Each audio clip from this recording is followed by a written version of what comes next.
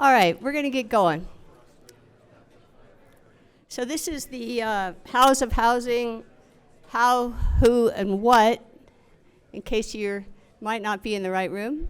Otherwise, we've heard an awful lot of talk about in the last, 3 years with the legislature, and certainly with the governor kind of sounding out in the last week. It's at the forefront of everybody's minds.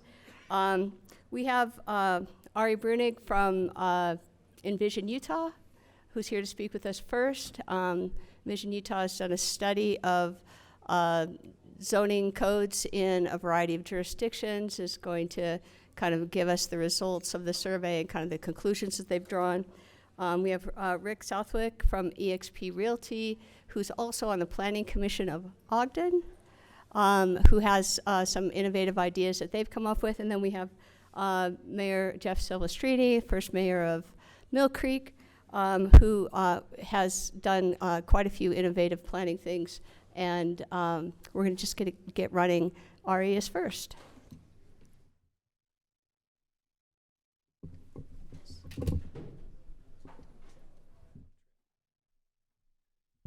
All right, I'm going to, in 20 minutes, tell you how we're going to solve our housing affordability crisis in Utah. Okay, maybe not quite, but so we at Envision Utah, we were hired by the Department of Workforce Services to do an analysis of land use regulation in Utah and make some recommendations for what we can do to promote better housing affordability.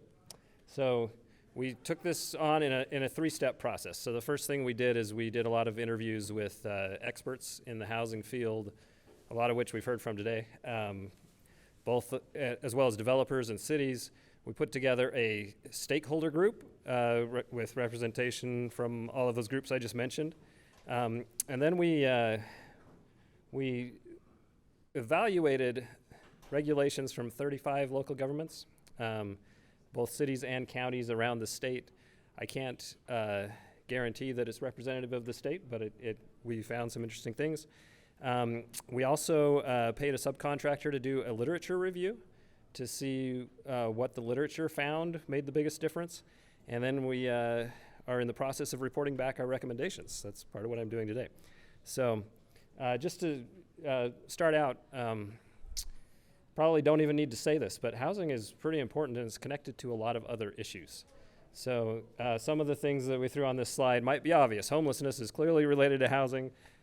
Transportation has to do with where housing is, how people get around.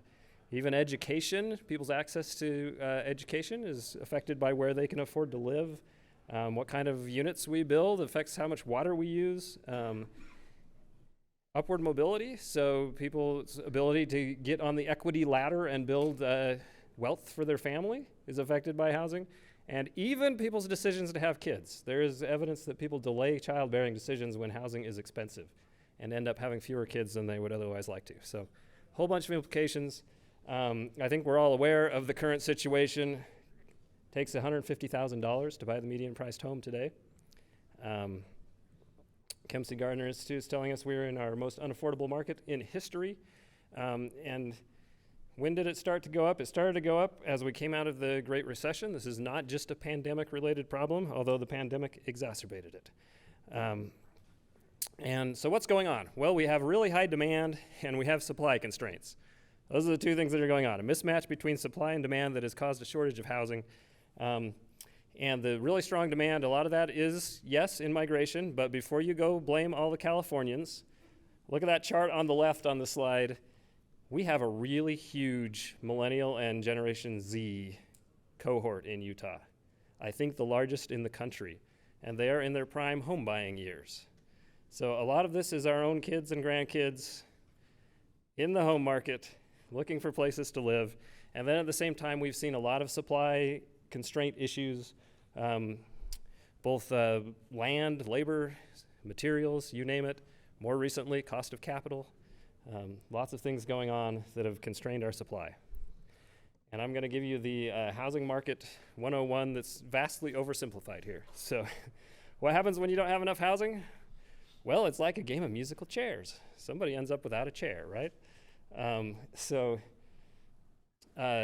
might end up without a house. They might end up doubling up. Your kids might be living in your basement. Those kinds of things happen.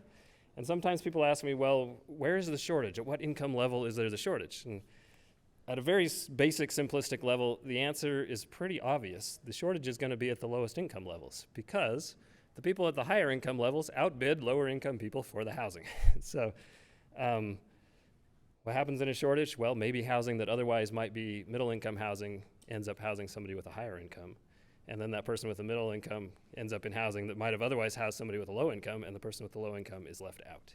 That's how this concept of filtering works. So you get a better balance between supply and demand, you have a better match, prices come down. You may have some incomes where it's just impossible for the market to serve that income and you need some subsidies, but that group becomes smaller. So we need more units. So the question you ask yourself is, how do we get more units?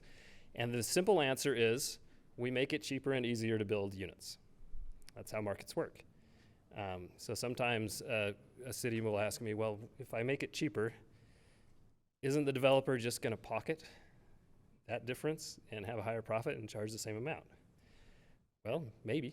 Depends on the market dynamics, maybe. And that's not ideal, but it's not a failure either, because if it becomes more profitable to build housing, what are builders going to do? Build more housing. And then the price will come down, and then it becomes harder to pocket that difference. So the solution is make it cheaper and easier to build more housing. Now, we were scoped to look at regulation. Now, there are a lot of other things that impact the cost to build housing. We just talked about infrastructure and capital costs, for example. Those are huge. Those are important.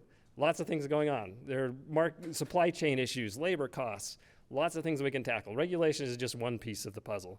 So, and when you look at regulation, obviously a lot of regulation is in place for a good reason. So it's a balance of what's going to give you the biggest impact in reducing housing costs versus what has the biggest benefit for public good. So we went about answering that question 3 different ways. So first of all, we did a nationwide literature review, and it turns out, first of all, that the theory works. You reduce regulation, you get more units, prices go down. But what makes the biggest difference? What rose to the top was reducing minimum lot sizes. And second, increasing allowable units. So you could think of that as, rather than 1 unit on the property, maybe you add an ADU, or maybe you do a duplex rather than a single family home, something like that. And then also, you can see all 3 of these are density things. Third that came out was increased FAR and maximum height restrictions. So we looked at that. We also convened our stakeholder group, and we asked them, of all the regulations we can look at, what do you think has the greatest public benefit, and what do you think would have the greatest benefit in improving housing costs if we relaxed it? And guess what? Same things came out on top. Minimum lot sizes, number of allowable units came out on top. And then we also participated in the Guiding Our Growth effort with Laura Hansen, who was here earlier.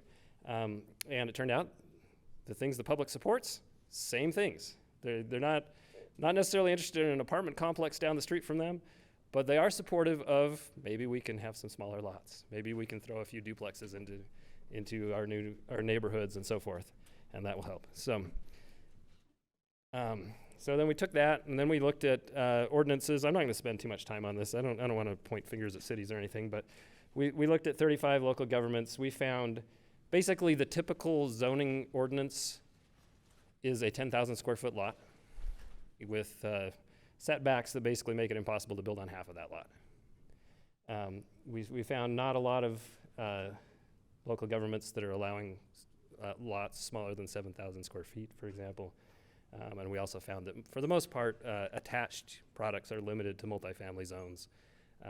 And we also found that there are a lot of local governments that don't have any mixed-use zones, which was interesting. So now, this is what's on the books. So a lot of cities are allowing smaller lots through planned community zones, development agreements, those kinds of things. It is happening.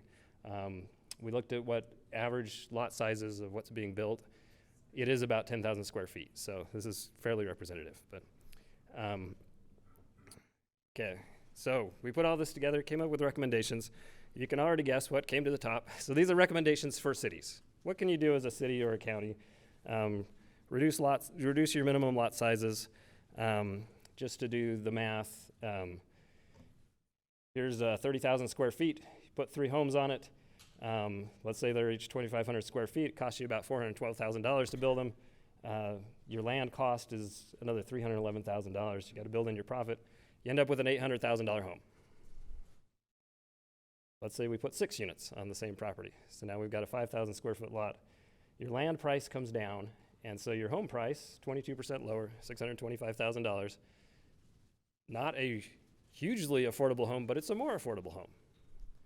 And we got 6 units rather than 3, so we helped bring down our shortage of housing units. So recommendation number 2, you probably could have guessed too. Let's increase the number of units we're allowing. So that could be an ADU, accessory dwelling unit. Could be maybe rather than the single family home, we're going to do a duplex or a 3-plex. This picture here is in South Jordan in Daybreak. I believe that's a 3-plex. You look at it and it looks like a single family home. So townhomes, other options like that. Third recommendation is let's see if we can't get the size of the house itself a little smaller.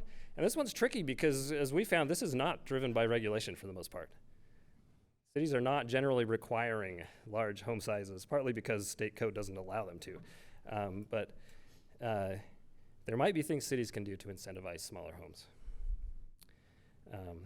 And then 4th recommendation, you'll notice everything so far has been about things that could be owner-occupied, right? So we're talking about duplexes and single-family homes and so forth. As we went through the stakeholder process, there was a lot of desire to say, hey, what about the denser apartments and so forth that might be rental products, and a lot of benefits in putting those in mixed-use developments. So cities can do a lot to promote that. Just for your information, we paid our subconsultant to do an analysis of several developments around the Wasatch Front where these were originally office or retail, and then they were redeveloped into housing. And I think 4 out of the 5 increased the revenue to the city. And partly because they densified the area. And so our conclusion was the city revenue is more dependent on density than it is on use. Now, there are probably exceptions to that. If you could use car lot, for example, different things. But and then 5th recommendation for cities was to reduce development delays and costs. There's been a lot going on at the state level to try to do this. We also looked at something called pattern-based zoning, where a city might pre-approve certain types of homes, and then if you want to build that, you're just approved. And then I think this is our last local government recommendation. Off-site construction seems to have a lot of potential for reducing construction costs. These are not the trailer homes of the 70s and 80s. You can't tell that these were built off-site, either completely built off-site or built pieces of them built off-site. You can't tell. And so allowing that to be built just the same as any other product can go a long way. So those were the local government recommendations we came up with. We also came up with some recommendations for the state and regional recommendations. And first of all, let me tell you what's not here. We did not recommend any mandates on cities, zoning mandates and so forth. So you're welcome, Mayor. We didn't feel like that was our place. So there was a discussion earlier about public pushback on some of these things. So we identified the need for some public education about how zoning can improve housing affordability and help people make that connection. I think we found as we've done surveying that once you teach them about the trade-off, people tend to change their view a little bit. Training materials for local government officials. There's a lot going on there already, but I think more could be done. And then we recommended an in-depth analysis of our available land and water. Now, why did we recommend that? Well, if you look at this chart, the blue line is how many acres are left in that county, and the green line is how many households are projected to go to that county by the Kempsey-Gardner Policy Institute. So if you look at Salt Lake County, we've got about 26,000 acres left. Kennecott could add to that, but and almost 300,000 households projected. Davis County, about the same ratio. So you do the math, that's pretty dense. So it seems to suggest that some analysis of where are we actually going to put this housing, how much can we feasibly do in infill and TOD and so forth, and then where does the greenfield go, is the water available and so forth, would be very valuable. Fourth recommendation, as we talked to different cities, most of the public pushback that we heard about was about traffic and transportation infrastructure. So helping cities tackle that and stay ahead of that could soften community opposition. And that could be everything from direct state funding for roads and transit and so forth to funding the state infrastructure bank that was created to using PIDs, whatever it is. And then I think I've got two more. Fifth recommendation we came up with was we heard a lot of interest in not just rental products, but ownership products. And so for the attached units, rather than apartments, we heard a lot of people say we'd like to see more condominiums, and there are lots of reasons the market's not building a lot of condominiums, and one of the primary ones that we heard about was financing restrictions. I think FHA requires that half of the units be pre-sold before they'll issue loans. So we recommended that the state take a look at those and see if there's anything that we can do at a state level. I mean, obviously that's national, but are there things we can do to ameliorate that at the state level? Oh, sorry, I lied. I got two more. And then we also looked at mixed-use development. The biggest barrier there tends to be structured parking. And so there's been some discussion at the state level about the state helping finance structured parking, creating some mechanisms to do that. And then our seventh recommendation was for that off-site construction, what a lot of other states have done is they've created a more seamless way to review the plans and inspect those products.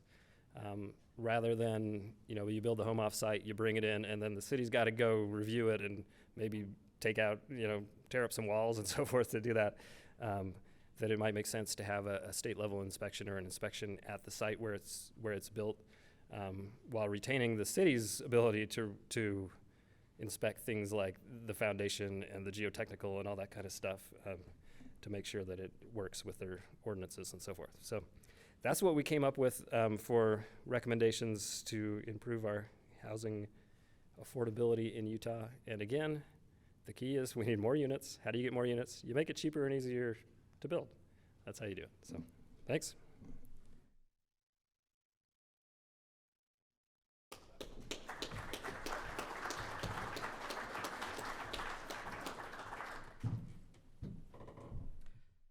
Thanks, Ari. Envision Utah has been doing great things for the state for a long time. My name is Rick Southwick. I'm a Realtor. I'm a planning commissioner in Ogden. Also serve on the Utah Real Estate Commission. My life really revolves around real estate and home ownership and community. I want to ask all of you two questions, kind of digress for a moment. How many of you have ever in your lifetime been a renter? By show of hands. Okay, the vast majority of us. And how many of you are homeowners? So I think that's really important and fundamental, and I wish everybody would focus on that when we're in planning commission meetings and the NIMBYs come out and they say, oh, we don't want this development or that development, we don't want high density, we don't want renters, we don't want those kind of people. Because we've all been those kind of people. And it's a starting point in building households and moving forward from there. So I think that's a key that we all need to keep in mind as we go through this process of building communities and trying to solve the home ownership shortage, the inventory shortage, the affordable housing shortage that we face in Utah. And it's not just here; it's all around the country. So Craig Call asked me to touch on something that we've done in Ogden just recently, created a new zone that really hits on a lot of what Ari just talked about. And kind of the south central part of the city, there was an elementary school that was torn down a number of years ago. Grandview Elementary sits behind the old McKay Hospital site. 5 acres there. It was zoned R3. It's surrounded by single-family homes, a very old condo project, and a city park. And the school district is now selling the property. That R3 zoning looked like it would lead to another apartment complex. Let me just step back for a minute and give you a little data. Over the last 3 years in Ogden, 71% of the building permits were for multiple housing projects, 4% for single family, 1% for duplexes, and 24% for townhomes. Over this time period, as projects came in and the Planning Commission reviewed them, I would always ask the developer, what are your plans? Will this be for rent or for home ownership opportunities? Most of the time they said they were going to look at home ownership opportunities. Of those several thousand units, I only know of one project that ended up on the market for home ownership. It was about a 20-unit townhome project. So we haven't met the need for this missing middle, the opportunity for people like us, our children, our grandchildren, to get their foot in the door. Dayon talked in his comments earlier, and I don't know if I was the only one that this statistic jumped out at, but when he talked about the net worth of a renter at $10,000 and a homeowner at $320,000, what's so significant and unique about this country is the opportunity to own private property and the private property rights that we cherish and hold dear. And if we lose that in this country, we're going to see a change that I think is irreversible. What makes this country great, our free enterprise system, but very foundationally, it's that opportunity to own a home, own real estate, and the wealth that we're able to build because of that. So as we look at all this and the need to strengthen and build better communities, at the very foundation, it's about home ownership for us, our children, and our grandchildren. So with that as background, this R3 parcel that the school district is selling, zoned R3, which would allow high-density, large apartment complex. We had some work sessions with the planning staff, and they brought forth to us a proposal to create a new zone and to actually downzone that 5-acre parcel. And what we approved and subsequently was passed by the city council is a new R2S zone. And let me just read to you the purpose of that. The purpose of the R2S zone classification is to provide moderate density residential development for two-family, small lot single-family, and single-family row houses with an emphasis on home ownership of individual dwelling units. So what we approved allows for duplexes, townhomes, and single-family homes. The real key to this, that single-family home lot size can be 2,500 square feet. Somebody commented in, I think, North Ogden that it doesn't make a big difference if you go from 7,000 to 6,000 or 6,000 to 5,000 square feet. But when you get down to that size, you can make a difference. We can build inventory that becomes affordable. We can do the townhomes. And in large part, today's starter homes aren't single-family homes. Because of the cost, they're townhomes. But it's still a way into home ownership. It's a way to build equity. As soon as the Fed gets real and realizes that these interest rates are going to shut down and destroy our economy, at some point, people will have the opportunity to refinance at a lower rate. So this zone, I was absolutely ecstatic about. I think our staff did a brilliant job coming up with it. The Planning Commission approved it. The City Council saw the wisdom of it. And I really foresee that we'll have multiple opportunities throughout the city.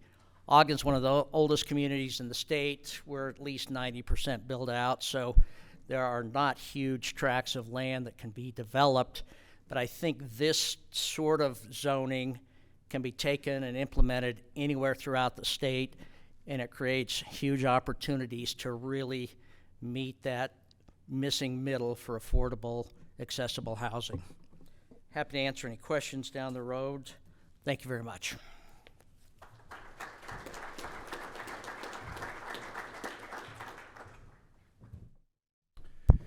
So hi everybody, I'm Jeff Silvestrini. I'm the mayor of Mill Creek, and this is like the third year I've come here and spoken, I think, where we've talked about housing, right? And it is about the biggest challenge that our state faces. Maybe water is starting to creep up there in the Great Salt Lake, but housing is an intractable problem that we have with respect to its affordability, and also, as been mentioned in here, it's also a problem with respect to the fact that we don't have affordable home ownership, which is necessary for wealth building in our country, as we've talked about. I'm going to say, you know, in my resume is a little middle old. I just finished my term as president of the League of Cities and Towns, and I still work with Cameron and those guys, and same thing with Wasatch Front Regional Council. But in those positions, I've actually been involved, you know, in state politics with respect to, effectively federal politics as well, with respect to trying to, you know, look at some of the barriers to condominium financing and things like that on a national scale, because that's the only place that's going to be solved. But I have been involved in trying to talk about the housing issues that we have in our state, and to strike a collaborative tone between the property rights folks, cities and towns, and the state, to try to come up with real solutions that actually move the needle on affordability, right? I mean, we need more housing, we need more affordable housing, and there are those that would say that if we just increase the supply enough, the price will come down. And I don't think that's actually right, because if we look at the kind of inventory that's actually being built in our state, most of it is too big to be affordable until the market crashes, okay? And none of us really want that, especially if we own houses. So we need to work as a state to try to build housing that is more affordable. And I think that while there are a lot of levers that affect that, one of the big levers that really is kind of the elephant in the room here is that we're building houses that are not small enough for people to afford. So when we talk about the things we can do, I mean, and we see we've done a lot on the statewide level and the municipal level over this last 3-year period to try to address this problem.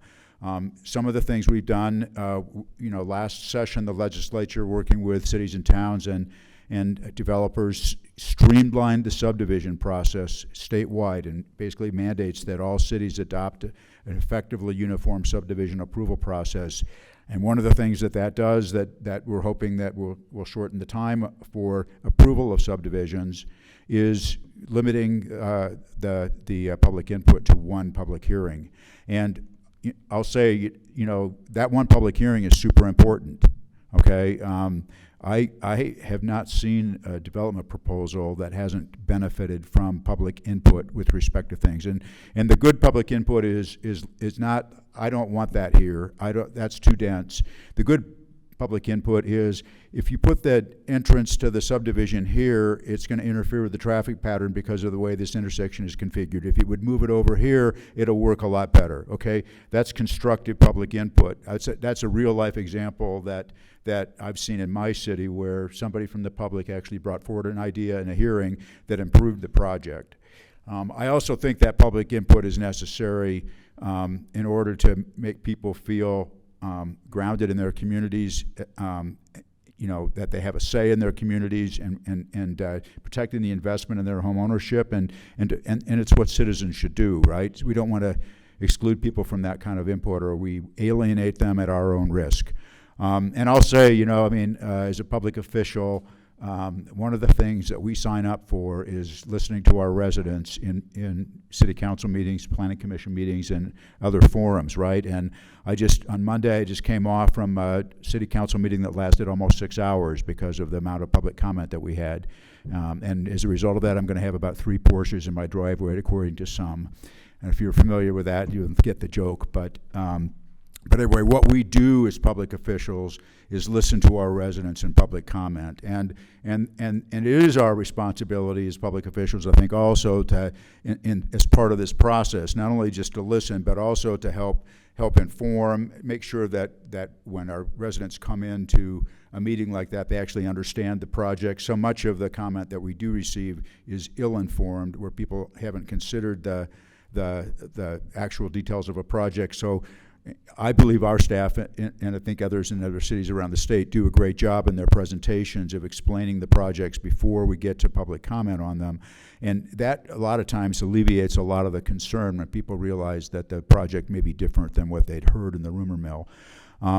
Anyway, other things we've done to try to address this problem, besides subdivision reform, if you will, we've implemented a very robust moderate income housing reporting program, where municipalities of over 5,000 in population have to have a moderate income housing plan, and that moderate income is not deeply affordable, right? It's that 80% AMI range, which is barely affordable at this point for our firefighters and police officers and teachers. But cities and towns are required to select from a menu of options, and then they're required to submit data to the state about what they've selected and how they intend to implement those. And the Department of Workforce Services is collecting data on that, and we're just at the very beginning of that, so I think that it's tough to know what kind of progress we're actually making in some of these things, but I firmly believe that collecting data is the only way to really know whether we're making progress, and so I'm looking forward to that. And I also know in our conversations with President Adams in the Senate in Utah and Representative Schultz, who is likely to become the speaker, that they recognize that we've done a lot, and they also, while we don't want to stand still, like the governor said, we do also need to take stock of what we've done and make sure that what we have implemented is working, and if it's not working, we need to fix it. All of us are wanting to address this problem. I think there may be some differences there are differences in different communities, right? I mean, that's one of the things that we like about our cities and towns, is that they can be different. Different neighborhoods within a city are different, I would consider putting a high-density project, housing project in Mill Creek in an area where it makes sense to do that, along the tracks line or in our city center area, but I'm not going to put that kind of a project in the middle of a single-family residential neighborhood, because while we have to build more housing and make housing more affordable, we also have to respect the investments that people have made in our neighborhoods and not pull the rug out from underneath them completely. I think there are things we can do with accessory dwelling units, which we are doing, and densify a little bit, but that's different than building an 8-plex in a single family neighborhood. And frankly, it's not. Nobody is going to be willing to accept that. It'll be the apple cart will be upset if we do that. We need to just do planning and do things in the right places. So, smaller lots. That's another great idea. And I think that I maybe challenge Ari, because I don't know of a sample size, but the communities that I deal with are looking at smaller lots. Even places like Woodland Hills now approved a townhome project, right? And I don't want to pick on them, but that's a community that traditionally has been single family and not the kind of place where you would see a high density project. So as cities, we are looking at this and trying to do things. And smaller lots, actually, it makes sense, right? The land cost is lower that way. But what happens when we open up entitlement to 4,000 or 5,000 square foot lots, and then we get a 4,000 square foot multi-story house on there? There's the affordability has to, and I don't expect the market. That's the problem that we have.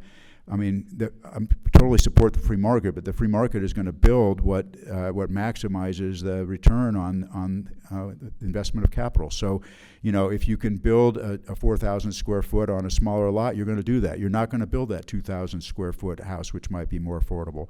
And that's where we get into the situation that Ari recognized, where sometimes regulation is a good thing, and there is discussion among cities and towns, and I think at the legislature, about whether, in certain circumstances where entitlements are opened up on smaller lots, should there be a maximum square footage size that can be built on that? Is that an approach? That's a government thumb on the picture. But if we want to build not only housing but also affordable housing, we may need to look at some kinds of things like that. If the market is not going to deliver the 2,000, the 1,500 square foot house, which is what my kids can afford, they're never going to be afford a 4,000 square foot house, even if it's on a 5,000 square foot lot. So we have to be creative about those things, and try to work on that. And I want to assure you that we are all trying to work on this to solve the problem in a number of different avenues. And a lot of that is, like was mentioned, rental property, right? Most of us started out as renters, but if we don't provide an avenue for people to attain home ownership, then we're going to have a problem down the road when people haven't been able to build the kind of wealth that they need to retire upon. We're going to have a problem if we don't have home ownership, because that is the American dream, and you're going to get a bunch of disaffected people, alienated people, if we become a nation of renters. And as a mayor, I can see the difference in engagement between neighborhoods where there's high home ownership and neighborhoods where they may be more dense and even more people living there, but they're not connected to the community because they're renting. And that's not universally true, but it's mostly true. And so we have to do things that encourage that. And condos are one way to build denser housing that's more affordable, and we're working to try to unlock that. And that's why we're going to Congress on things like that, because some of that is a national issue, not necessarily a state issue. We have tried to be creative in our town about offering density bonuses to developers if they will commit to try to do things that either enhance affordability, if they reserve a certain number of units at a certain level of AMI. Usually we haven't gotten below 80% in Mill Creek on that, other than with projects that are being purposely built to be deeply affordable. And we do have those as well. We've tried creative things like we have a project that required a rezone. The owner of the property wants to build townhomes, which is great. The property was formerly commercial, so we've had some issue about whether we're giving up commercial for residential. What we did in the negotiations with the developer about the rezone is to basically require them to separately plat 10% of the units in this townhome project so that they could be sold. But cities don't have all the levers, right? There's nothing that we can do to require them to sell those units. There's nothing we can do really to make somebody sell a whole subdivision of houses, single-family houses, as opposed to keeping them for rent. And we know that that's happening in Salt Lake County, where there are developments where the developer actually has no intention of selling the single-family houses that they're constructing. They intend to keep them off and rent them. And we see issues with international and institutional investors buying into that type of product. And that's a threat to home ownership, but it's also a threat to affordability. So those are things we have to work on how to solve, because they intersect with private property rights. People have a right to rent their property, right? And they aren't required to sell it. But what cities do is look for ways to incentivize those kinds of things that we want. And our levers are very limited. There was a bar graph up here I don't know if everybody was in here when we were talking about the public infrastructure districts, but developers don't control a lot of things that they have to deal with when they're building. They don't control the land cost necessarily, or the labor cost, or the materials cost. Cities don't either. Okay, the only thing cities control really is the regulatory aspect. We don't control the interest rates. We don't control the material, the labor, the land costs. So what can we do with that regulatory piece, right? We can, and we are looking at ways to streamline that. But the other issue, though, is I'm going to go back to Ari again, is that pretty much all of those regulations have been put in place at one time or another through our history for a reason. It's kind of like the Upton Sinclair novels about, the slaughterhouses and things like that. Regulation is ultimately invented to restrain the market in some respect because there's a need for it or there's an abuse of it. So there are actually abuses of that in the municipal regulatory space too. I mean, we saw houses in Draper slide off the hill. And that can be a product of bad engineering, bad construction, and so a lot of what we're doing with this regulation is to make sure that buildings are being built safely and that they last the test of time, so that we don't, so our communities don't devolve into ill-maintained ghettos, if you will, and the cost of that inspection regime of reviewing plans and then sending inspectors out to make sure that the plans are being complied with, that's a cost, and that cost is paid for, at least partially, not completely, but partially with the fees that we charge. So there are other aspects of regulation. People will criticize us about impact fees, and some of us have very few, but in an infill city like mine, where we're pretty much built out, and what we're seeing at this point is densification, sometimes on a grand scale with what's going on in West Mill Creek and Mill Creek Common with 400 unit apartment buildings. We have to, as cities, plan for the infrastructure that is required to service those projects. And, that's an upsizing of water lines, an upsizing of sewers, upsizing of storm drain capacity in some cases, or replacement of that in an area like Mill Creek City Center. We're having to redo the infrastructure in that area underground because it's all 60, 70, 80 years old, and it needs to be replaced. The storm drains are rotting out. So those are challenges that municipalities have, and they do affect what we need to charge with respect to fees and how we regulate to make sure that stuff gets done. It's our job to make sure everything works at the end of the day, and when the apartment buildings or the houses are built and hopefully sold, it's the cities that have to maintain the infrastructure and make sure that it continues to work for decades. So that's a huge challenge. It has to be integrated with all this other stuff, and if it isn't done, then there's no point in it. So anyway, there are lots of challenges here, and but the one thing that gives me hope about it is at least we have the best minds in our state on every level of government and in the private sector working together with to try to solve these problems and get ahead of it. And the challenges are great. If we don't fix this, we're already seeing some of the impacts of the lack of affordability of housing in this market. We're seeing unsheltered people in the streets of my city and other places because they can't afford housing, and ultimately everybody falls off that cliff if it gets to be too expensive. So anyway, big challenges, and I'm looking forward to Ari's good ideas.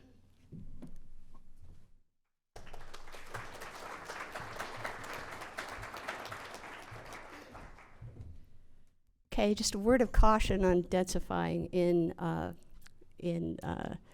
historic cities or built-out cities where redevelopment is at issue.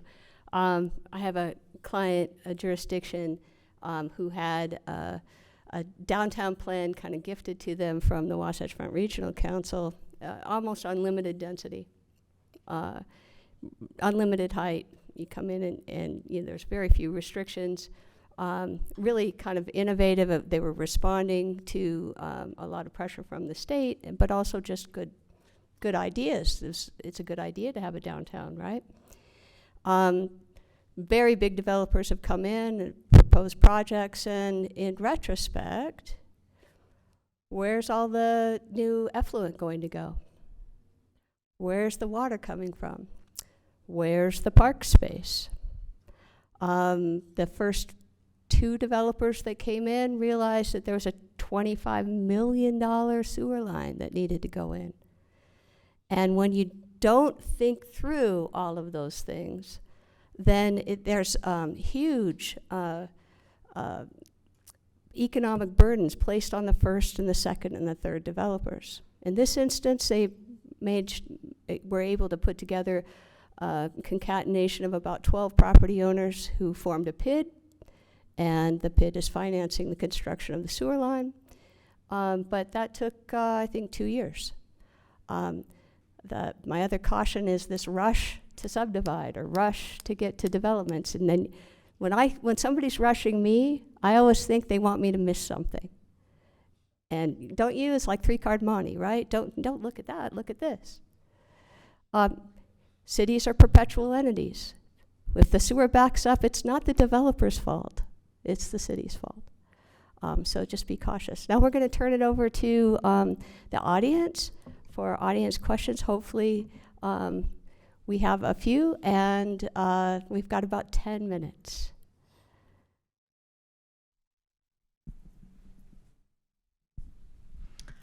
Hi, this can be for any member of the panel, but with the, either to Rick, that new home ownership intensive or intended zone, or the incentives that various cities are offering for affordability, what regimes are Mill Creek and Ogden thinking about in terms of enforcement to make sure cities get what they have bargained for? Knowing that these products are residential, and I mean, what are you gonna do? Kick everyone out of that project because it isn't owner occupied, or they are renting it out at a higher level than they're supposed to be? So I mean, I'm open to ideas on this because we've actually had some challenges about it, but it seems that the best way to try to do that is to implement some form of a deed restriction on certain units, so that and that's super difficult in a project like an apartment building that isn't, when you're only affecting some of the units and not all of them. For us, with respect to the townhome project, that was a little easier because we just, we required them to file a subdivision plat that showed those units to be separately platted. We can't control whether they sell them, but at least they can be separately sold because they're separate parcels or taxed separately and all that. But it is a challenge to do that. You're right, and so I mean, it's one of the things we look at in terms of what we can do. Some of the other things that we've done have been maybe a little easier. And in Mill Creek Common, I don't know if hopefully you guys are familiar with that. It's like between 13th East and Highland Drive on 33rd South, and the city basically issued bonds. $20 million in tax revenue bonds, sales tax revenue bonds, to acquire property, put in an ice skating loop and a splash pad, and a couple other amenities there. And then the idea was that first of all, that would attract development. We had some interest in development there too, but then the other thing that we did, after doing pretty good public engagement on this with the neighborhoods around that, and obviously not everybody's happy about this, but enough people were that we were able to implement it. We gave density bonuses of additional height in that area, actually 2 stories from what had originally been, what the zoning would have originally allowed. And then what we got in exchange for that was contributions toward the capital costs of some of the things around Mill Creek Common. So if you ever drive down Highland Drive and you look on the east side of Highland Drive between, I don't know, Walcott Optical, basically, up to Pornoy Restaurant, it's about a 1,000-foot strip. There's a strip of land there that used to be used to exhibit used cars, right? And it caught on fire all the time. Now it is a linear park that has sidewalk planting and a barrier fence to protect the neighborhood to the east from there. That project was significantly funded by the owners of the apartment buildings that got built there. So in that case, what we did is say, we'll give you additional density bonus, basically, if you help us with the public infrastructure. I think the individual platting is critical. And then the other thing that we've talked a lot about within the real estate community is a development agreement, that they be owner occupied for the first 2 years. I think that goes a long way. I think once you get it into home ownership to start with, you got a better chance of it staying that way. There's no perfect answer, but I think those are as good a solutions as I'm aware of. I just want to add one thing to this. I think we often think of this question in terms of, townhomes or duplexes or things like that, but single-family detached homes are increasingly becoming rentals too, and there's just because it's not attached does not mean it's not going to be a rental.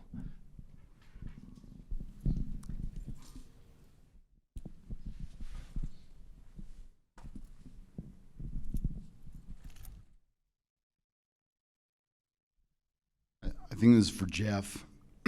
You discussed the new House bill that they've moved through. We've been working on this for quite some time and are ready for implementation. We wanted to be totally ready before we implemented it. I do agree with you that when you have public input, it can help, especially if it's helpful input, but it can help the process. However, we've found that the code says we can. And unfortunately, if as a municipality you decide to remove the Planning Commission and Council, the council's out of it completely. But if the Planning Commission isn't a part of that administrative land use authority, then at first we realized there really wasn't a way to have public input for those projects. However, I guess my question for you is, have you had that thought and thought about how and where that could be? And my idea was to have a list of current projects that are going through the review process on our community development site that allows the public to go in and look at the plan post-review.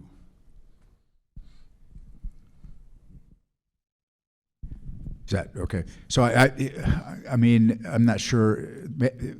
I may understand your question differently than you asked it. I mean, one issue is when does that public hearing occur, right? With respect to a subdivision application, and I guess I would expect that most municipalities would hold that early on to get that input. And frankly, I know that not every community. I mean, they're different in terms of how they approach this, but for us, it's at the Planning Commission. In fact, with Mill Creek, subdivision approvals never went to the City Council. They were all done by the Planning Commission. They have the last word on that. I know that differs, and I know that one of the problems that the legislation was trying to address is that some communities would have maybe a planning commission review, but then several city council reviews as well, and that the developer was basically being whipsawed between different public hearings where things demands would continually be made, and they didn't get any kind of closure basically on what they needed to do. So that's at least how I understand this should happen, is that the public hearing should be early and most likely with the Planning Commission. And then the administrative part of it comes in, where you're just trying to make sure that the applicant has checked the boxes that the Planning Commission required in their review after a public hearing. In terms of making things available on a website or for comment later, I guess, I mean, I'm all for as much transparency as you can have with the public about what kind of development projects are in the mix, so that people get a chance to weigh in on it. And frankly, I suppose that public comment could, in the form of an email or something like that, not a public hearing, could still be valuable even in an administrative process, but you wouldn't want to see it slow it down. I mean, that's the problem I think the legislation was intended to address, was that things just weren't moving fast enough, and that at the end of the day, especially probably city councils who are more sensitive to the popularity among their constituents, would change the rules in the middle of the game. Does that help? I don't know. I've just got one addition. If you delegate down to your staff to approve subdivisions, you can always have a public hearing before your staff. There's nothing that prohibits that.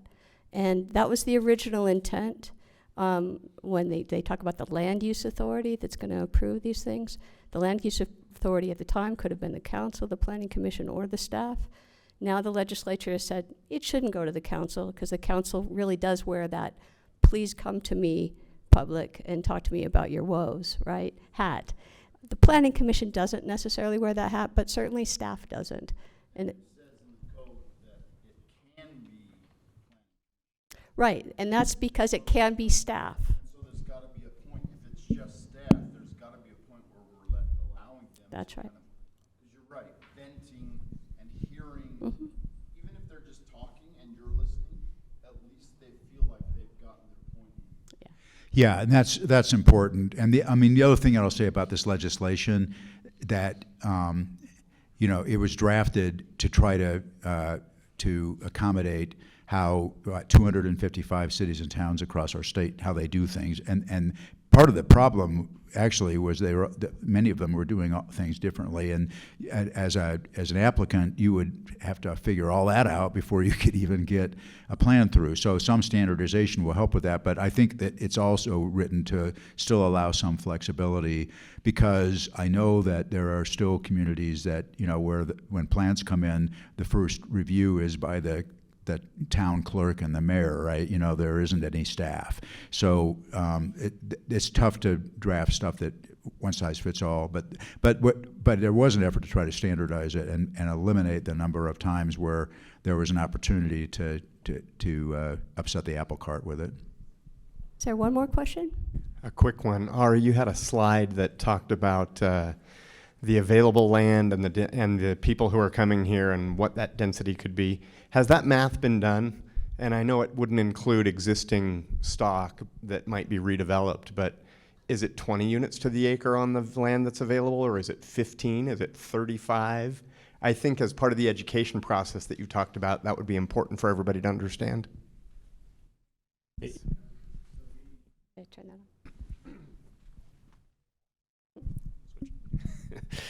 So we did have our sub-consultant do some of that math, and they took the infill and redevelopment rate from the last 5 or 6 years and projected it out, and they took the density we've been building at and projected it out, and they could not fit anywhere close to the projections in Salt Lake and Davis counties. They did a couple other scenarios, and the densest one they did, they still didn't quite accommodate it all, but they got most of it in there. So I agree with you, though, that public education piece is important, because if, let's say Davis County says we're not going to accommodate that growth, where does it go? The people don't disappear, right? They go somewhere. And is it your basement? Is it, do they go to a different county? Is it Tooele County? Is Tooele County ready for that? And I think that's why that analysis of, have we planned for where this growth is going to go? Does the public understand the need for that? I think that's all really, really important, because that's a key decision. Do we pack it in and densify and intensify? Is the public on board with that, or does it go somewhere else? And are they ready for that? But and what was that number in Davis County or Salt Lake County that they had? I don't remember exactly how many they had to spill over, but it was like 40 or 50,000 units additional growth in Weber County, and similar in Utah County that they would have to accommodate if we didn't hit the density that we would need to in Salt Lake and Davis. But you just do the rough math, and you'd have to get like 10 units per acre to accommodate that growth in Salt Lake and Davis. And even in some of our denser developments today, like Daybreak is 5 units per acre gross. So that's pretty dense. Just we have to quit, but just one kind of hopeful sense. These 2,500 square foot lots, that's about, I don't know, 18 units per acre, about 16 units per acre. Old Town Park City is 22 units per acre, and it's pretty cute. If it's done well, maybe if you put enough money into it, it works. So I wouldn't be too afraid of that kind of density. You just got to make sure you've got the infrastructure and you've got a place for people to go, parks. Because the more you condense people into space, the more they need open space to be in. Thank you so much for your attention. We've got one more session.